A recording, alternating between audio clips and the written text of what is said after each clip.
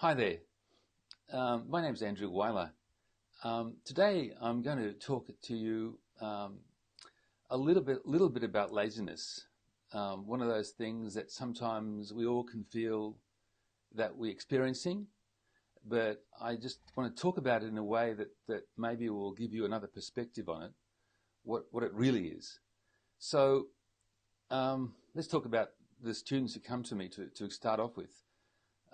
Some of them come to me and when things are getting tough or not working, they'll say to me, "I'm just lazy.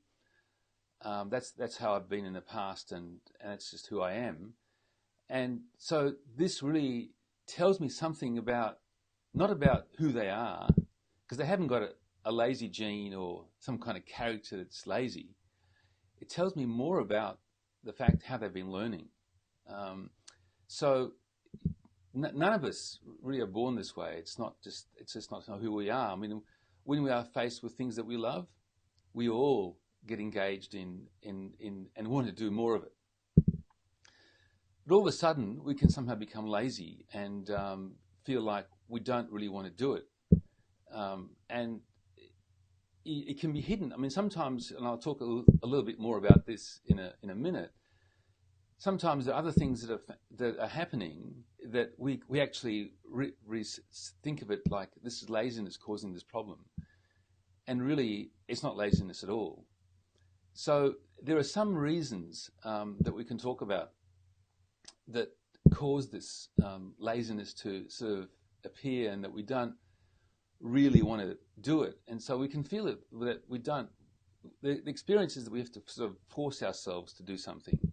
And the forcing ourselves, some people don't like being forcing themselves, and some people react to it, and sometimes we just unconsciously, the reaction to that unconsciously is, I don't really want to do this. And then we label this, I don't really want to do this, because we're forcing ourselves and it's just not pleasant or not sort of, doesn't capture you. So we label this as not wanting to do it. We label this as laziness.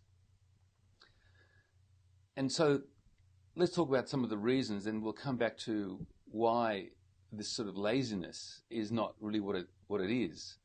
The first one is when we don't get engaged in something, then the result is that we feel like this is not really me.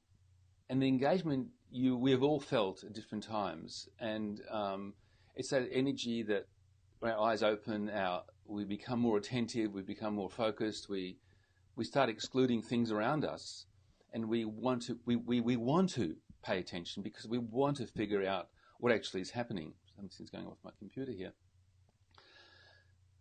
So this really is that feeling of engagement that if it doesn't happen, then we can start labeling the experience as something as that we're lazy. We don't want to do it. Whereas you can see that it's not the laziness is the problem. The problem is that what we're doing is not engaging us. For example of that, there are some people who, like for example, learning grammar in ways that don't really capture our attention. This can, for some people, and me included, it's a real bit of a turn-off. And it just doesn't, it just doesn't do anything for me really. And for many people, it doesn't. Sometimes, of course, you have to pay attention to it and look carefully at what's going on in the language, and that's part of learning languages. But the notion of studying grammar is a little bit different to that. On the other hand, there are people who love this kind of learning of grammar and get really stuck into it. But for these people, something else happens down the road, namely that if you study grammar and it doesn't result in skill improvement, and basically studying grammar will not result in skill improvement, it will result in more knowledge and understanding. And knowledge and understanding is not going to help your ability to speak. It may do some, but it's not really, its skill is much more than knowing something or understanding something. It's all about doing something. So for these people, this computer is doing some strange things. Anyways, for these people, this kind of over time, when the skill doesn't get developed, what that means is that they'll start getting not so excited about what they're doing because it's not resulting in what they want. And eventually, what can happen for some of these people is they just don't want to do it because unconsciously they know it's not producing the results. And then all of a sudden, the reason may come up, oh, I'm just lazy, I don't do it. Well, that's, again, not the reason. Laziness is not the issue. The issue is that what you're doing is not producing the results that you want, even though you feel like you like doing it. So that's another one. Sometimes when things are too difficult, this can also result in feeling that you don't want to do the thing. Excuse me, itchy eyeball this time. Still itchy. So something being too difficult. Excuse me. Something being too difficult is something that all of us have experienced, and it can happen for some time. But if it keeps happening, then it really is, again, a turn-off. So this can happen for different kinds of reasons, whether you're in a classroom or whether you're learning by yourself. I'll give you an example. For example, imagine trying to run and bounce a ball at the same time without first having learned to bounce the ball skillfully. So skills are built on each other. So it's necessary to learn the foundation skills and build up the skills step by step in order to be able to do the more highly skilled things. And so the understanding of that is what a teacher needs to have. As a learner, sometimes we can be sort of fooled, as it were, and think, well, we can do this.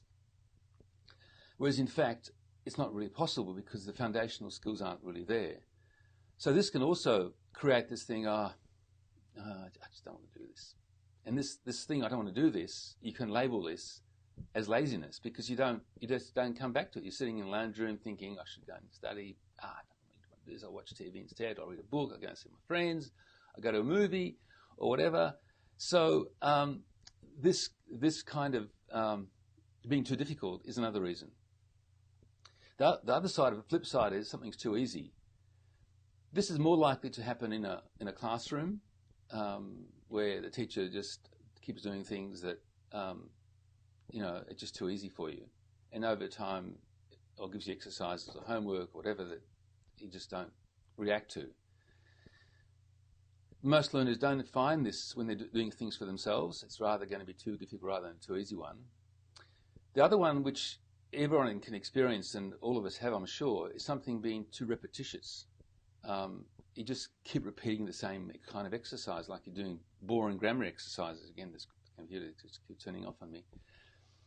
It's something you keep doing the same exercise time and time again, and yeah, after a while, it's just no fun. Or learning vocabulary, translation sort of style, or doing the same thing, and you're trying to remember it, rote memorization, or the same kind of grammar exercises, interminable pages of it. It's a turn-off. It really is. And so, inevitably, you just don't want to go back to it some point in time. So, you can call this laziness. And really, as I've been trying to explain, laziness is the reaction that we feel because the learning is not happening in a way that basically engages us and gets us fired up. And so, what happens really is from there is that we just turn off and we put it off. We don't want to do it.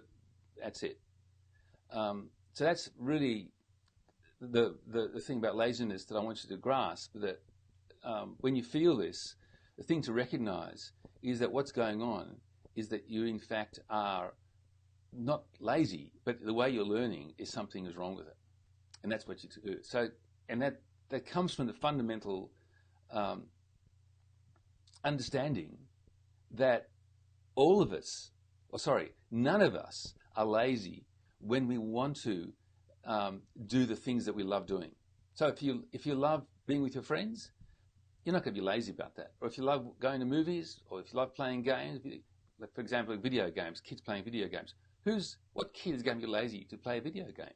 Oh, I'm too lazy to play video games. It's nonsense. And it's the same with all of us, whether we're young kids, older, infirm, virtually. We love to do the things we love to do, and laziness will never come up in our consciousness as a reason for not doing it. Okay, I hope that sort of got you thinking, and maybe it'll help you make some changes to what you're doing or refocus what you are doing. So, till next time, bye-bye for now.